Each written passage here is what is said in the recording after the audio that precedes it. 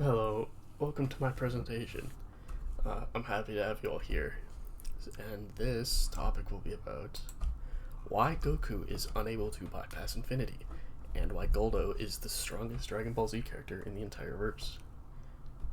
So, before we begin, I know there's going to be a lot of people saying, but Goku has so many feats.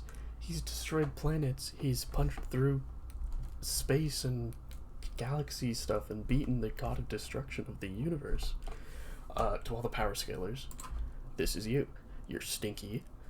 Please grab your goodie bag on the way out. Get the fuck out. I don't want to deal with you. If power scaling is what you're into, the Spanish Inquisition would have never happened.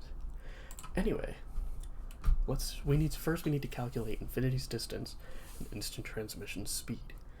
Now, obviously, this would be the equation: distance divided by time.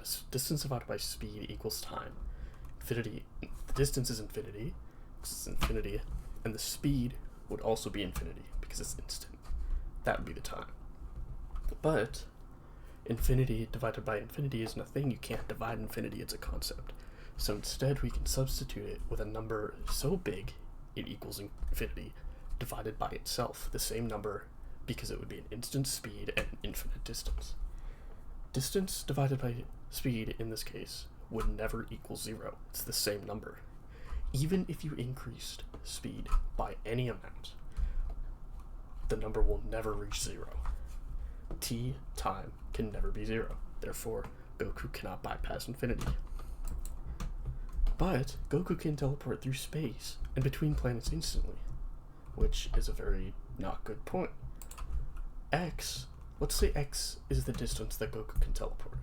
X will always be less than this equation for infinity, because when Goku teleports normally, he can just instantly teleport through all of it. But when he tries to teleport through infinity, you have to take into account infinity's distance. And X subtracted by itself, which is instant transmission, will always be less than 1 subtract 1 divided by distance, which would be the equation for infinity. Which brings us to Goldo. Now obviously, we all know that Goldo can stop time. He's part of the Ginyu Force. In Goldo's time stop, we don't have to calculate the distance of infinity, because time is stopped. Gojo isn't outputting any infinity. So, the equation goes from looking like distance divided by speed equals time, which is infinite in both these properties, to distance is 0 and time is 0. So therefore, we don't even need to do this equation, because whatever we put for S, it'll always equal 0, because it's divided by 0. Unless, of course, it's 0 itself, which we don't talk about, because I'm not sure how you do that. And it'd be stupid to think that Goldo wouldn't just wouldn't move. But during Goldo's time stop, infinity is not a factor. So we can safely say it's 0. And time is also 0, because time is stopped. And I hear you talking about Hit. Hit's stronger than Goldo, so why didn't I use Hit instead of Goldo? Hit skips through the time. He doesn't stop time. Therefore, any time that he skips through, Gojo will still be outputting the infinity, meaning we get back to this equation. Even if Hit moved infinitely fast through his time skip, he wouldn't be able to bypass the distance of infinity, which means that time can never equal 0. Therefore, Hit is a fraud, and Goldo is the strongest character in the verse. Is that it? Yes. Thank you for coming to my presentation.